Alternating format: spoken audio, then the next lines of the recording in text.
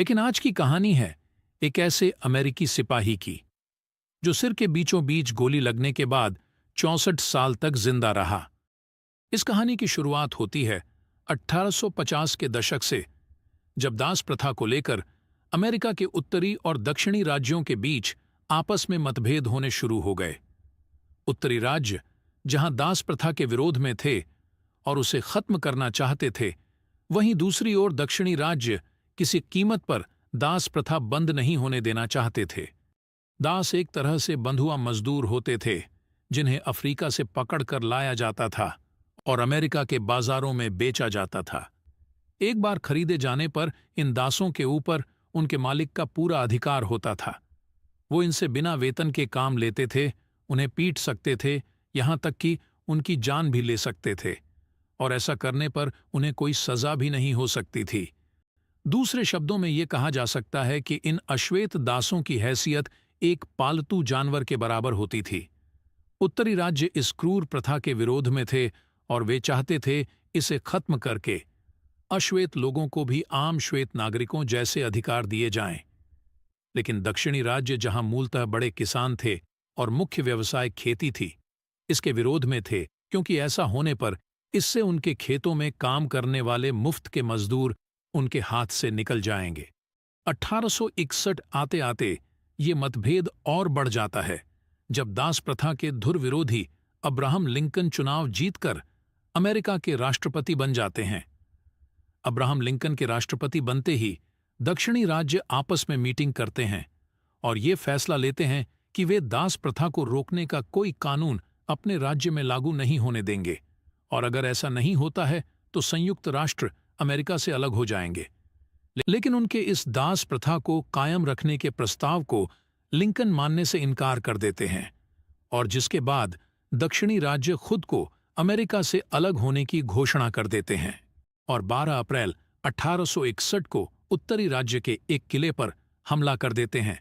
और यहां से ही शुरू होती है वो लड़ाई जिसे हम अमेरिकन सिविल वॉर के नाम से जानते हैं, जिसमें एक तरफ थे उत्तरी राज्य जिन्हें यूनियन बोला जाता था, और दूसरी ओर थे दक्षिणी राज्य जिन्हें कन्फेडरेट नाम से जाना जाता था। एक किले पर हमला होने से शुरू हुआ ये युद्ध धीरे धीरे विकराल होने लगा और कई राज्यों तक फैल गया। इस युद्ध में दोनों तरफ से लाखों सैनिक मारे जाने लगे। इस युद्ध की विभत्सता इस बात से लगाई जा सकती है कि इस युद्ध में दोनों तरफ से 6.5 लाख सैनिकों ने अपनी जान गंवाई थी। इतनी भारी संख्या में सैनिकों की मौत के कारण सेना में सैनिकों की कमी होने लगी, जिसके चलते लिंकन ने आम युवाओं को भी फिक्स्ड टर्म के लिए सेना में शामिल होने का आग्रह किया। इन्हीं युवाओं में से एक था जैकब मिलर। 23 साल के जैकब भी लिंकन के आह्वान पर 9th इंडियाना वॉलंटियर इन्फेंट्री में सिपाही के तौर पर भर्ती होते हैं और उत्तरी राज्यों की तरफ से इस युद्ध में भाग लेते हैं। मिलर युद्ध के कई मोर्चों पर यूनियन की तरफ से लड़ते हैं और विक्सबर्ग, मिसिसिपी की लड़ाई में उनके वीरता के लिए उन्हें मेडल ऑफ ऑनर से सम्मानित भी किया जाता है। कुछ राज्यों से युद्ध धीरे धीरे कई राज्यों में फैल जाता है और 19 सितंबर 1863 को चिकमौगा शहर में उत्तरी और दक्षिणी राज्य की सेनाएं एक बार फिर आमने सामने होती हैं। दोनों तरफ के सैनिक अपनी अपनी ट्रेंचेस में मोर्चा संभाले हुए थे और बीच बीच में एक दूसरे की ओर फायर कर रहे थे।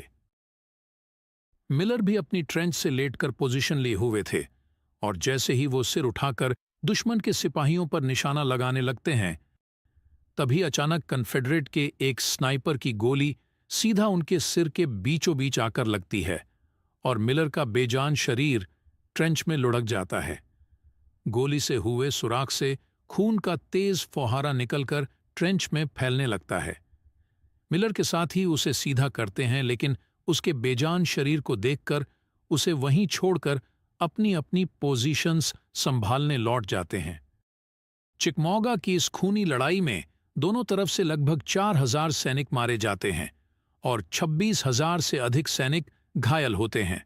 लेकिन इसी लड़ाई के अंत में दक्षिणी सेना उत्तरी राज्यों की यूनियन सेना पर भारी पड़ती है और उन्हें वहां से पीछे धकेल देती है। इधर कुछ घंटे बाद मिलर को होश आता है और उसे अपने सिर में भयंकर दर्द महसूस होता है। वो इस भयंकर दर्द में किसी तरह अपनी आंखें खोल के चारों तरफ देखते हैं तो पाते हैं कि हर तरफ लाशें ही लाशें हैं और अब ये हिस्सा दुश्मन सेना के कंट्रोल में है। और इस डर से कि कहीं उन्हें युद्धबंदी न बना लिया जाए, ये सोचकर वो फैसला करते हैं कि वो किसी तरह उत्तरी सेना के अधिकार वाले हिस्से तक जाएंगे। मिलर अपने बंदूक के सहारे उठते हैं और किसी तरह उलझते पांवों के साथ आगे बढ़ने लगते हैं। सिर पर हुए सुराख के आसपास के हिस्से इतने सूज गए थे कि मिलर की आंख भी नहीं खुल रही थी। वे अपनी उंगलियों से अपनी आंख खोलते और आगे का रास्ता देखकर आंखें बंद कर लेते और उस तरफ तब तक चलते रहते थे जब तक किसी चीज से टकरा ना जाएं। वो झाड़ियों के ओट से छिपते हुए उत्तरी सेना के इलाकों की ओर बढ़ते रहते हैं, मगर जब वो अपनी मंजिल के काफी करीब होते हैं, एक दक्षिणी राज्य के सैनिक की नजर उन पर पड़ जाती है। मगर इस सैनिक को मिलर की हालत देख उस पर तरस आ जाता है। वो मिलर को अपने डब्बे से पानी पिलाता है और उन्हें उत्तरी राज्य के इलाके की ओर जाने का रास्ता भी बताता है। इस बताए रास्ते की मदद से मिलर उत्तरी राज्यों के कंट्रोल वाले इलाके में पहुंच जाते हैं, लेकिन थकान और दर्द के चलते वो वहीं रोड के किनारे ही लेट जाते हैं। वहां कुछ लोगों की नजर उस पे पड़ती है और वे उन्हें उठाकर हॉस्पिटल ले जाते हैं। हॉस्पिटल में नर्स मिलर के घाव को साफ करती है और उन्हें बेड पे लिटा दिया जाता है। थोड़ी देर बाद डॉक्टर आता है, मगर मिलर के जख्म को देखते हुए वो ऑपरेशन करके गोली निकलने से मना कर देता है, क्योंकि उसे लगता है कि मिलर थोड़ी देर में मर जाएंगे और इसलिए उन्हें अनावश्यक और दर्द देना ठीक नहीं। इधर जब खबर आती है कि दक्षिणी सेनाएं आगे बढ़ रही हैं और जल्दी ही उनके करीब पहुंचने वाली हैं, मिलर फैसला करते हैं कि वो किसी कीमत पर दक्षिणी सेनाओं के कैद में नहीं जाएंगे। डॉक्टर मिलर को बताता है कि यहां से 60 मील की दूर एक स्टेशन है। वहां 4 दिन बाद एक ट्रेन आने वाली है जो घायलों को चैटनुगा शहर के बड़े अस्पताल लेकर जाएगी। ये सुनकर मिलर नर्स से पानी मांगते हैं और उसे अपने आर्मी बॉटल में भरकर वहां से स्टेशन के लिए निकल जाते हैं। आंखों से कुछ दिखाई न देने पर भी मिलर चलते जाते हैं और 4 दिन लगातार चलने के बाद अंततः स्टेशन के बाहर पहुंचकर गिर जाते हैं और बेहोश हो जाते हैं। जब ट्रेन वहां पहुंचती है तो ट्रेन का ड्राइवर मिलर को हिलाकर पूछता है कि क्या तुम जिंदा हो? मिलर धीरे से अपना सिर हिलाते हैं और इसके बाद ड्राइवर मिलर को उठा के ट्रेन में डाल देता है।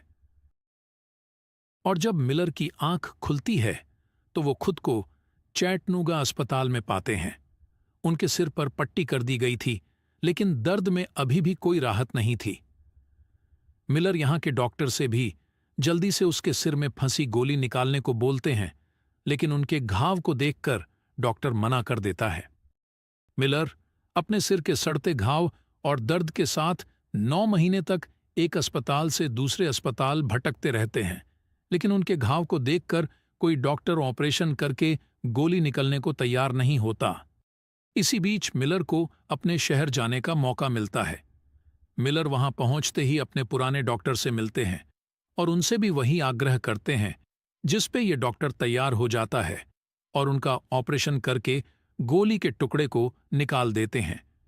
इसके बाद कुछ दिनों में धीरे धीरे मिलर का घाव भर जाता है, लेकिन सामने की हड्डी टूटने से सिर में सुराख बना रहता है। इधर ठीक होने के बाद मिलर वापस अपनी यूनिट में ज्वाइन कर लेते हैं और अपनी 3 साल की सर्विस पूरा करते हैं।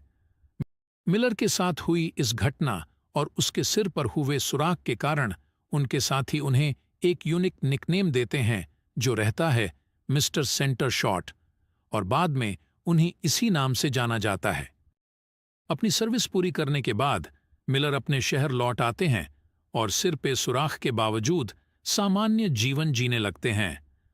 हालांकि मिलर के एक आंख की रोशनी चली गई होती है और अक्सर उन्हें अपने सिर में तेज दर्द महसूस होता रहता है, और कभी-कभी ये दर्द इतना तेज हो जाता था कि बर्दाश्त के बाहर हो जाता है। आगे मिलर का जीवन ऐसे ही चलता रहता है, लेकिन फिर 17 साल बाद एक दिन आगे झुकने पर इस सुराख से 2 छोटे छर्रे निकलकर जमीन पर गिरते हैं।